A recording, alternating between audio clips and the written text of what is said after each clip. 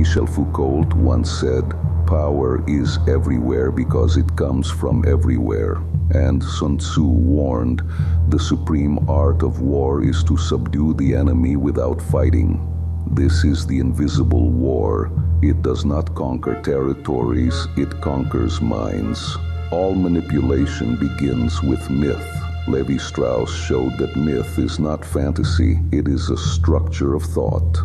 Plato spoke of the noble lie, a necessary illusion to maintain order, and Eric Hobsbawm revealed that traditions often claimed to be ancient were invented to give cohesion to modern states, nations, anthems, patriotic rituals. All of this is cultural engineering.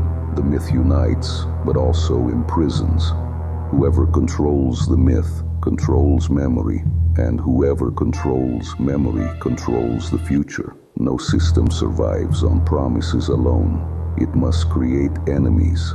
Carl Schmitt said politics is built on the distinction between friend and enemy. Gramsci reminded us that hegemony is not only force, it is cultural consensus. And Sun Tzu reinforced, if the enemy is united, divide him. Left versus right, believers versus atheists, progress versus tradition. These divisions channel social energy into controlled conflicts. The people get lost in lateral battle, while true power watches from above. But power cannot stand on division alone. It must offer the illusion of freedom. Freud said, "The masses thirst not for truth, but for illusions."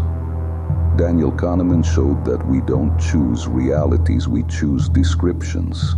And Sun Tzu reminded us, all warfare is based on deception. Freedom exists, but only within the limits we are given. It is like walking through a labyrinth where every exit has already been sealed.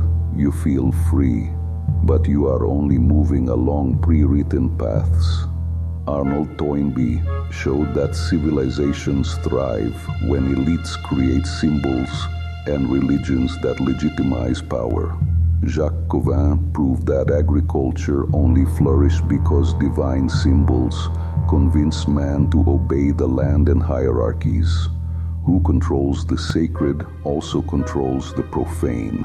That is why Roman emperors turned Christianity into a political weapon. That is why medieval kings declared themselves heirs of divine will. Even today, religious and cultural symbols blend into flags, constitutions, and courts. Cultural manipulation does not need to be violent. It only needs to be convincing. And yet, there are always rebels. Stanley Milgram showed that most obey, but some resist. And Sun Tzu warned, when you surround an enemy, leave him a way of escape. To eliminate all rebels would be a mistake. They feed the illusion of freedom. They create ideas that the system later recycles. Rock music was once rebellion, now it is industry.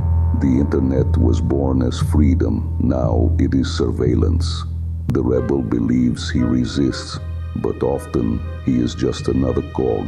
And then comes the promise of progress. Hannah Arendt said political freedom always exists within molds. Progress is presented as rupture, but is often continuity. New technologies promise emancipation, but create new dependencies. New parties promise revolution, but play by the same rules. Decades pass, colors change, but the structure remains. It is like changing curtains in a house that never changes. Man feels movement, but does not see that he walks in circles. When all the pieces are moving, manipulation becomes invisible. The myth gives identity. Polarization consumes energy. The illusion of freedom pacifies. Religion legitimizes. Rebels are domesticated. Progress renews hope. This is the supreme art of war.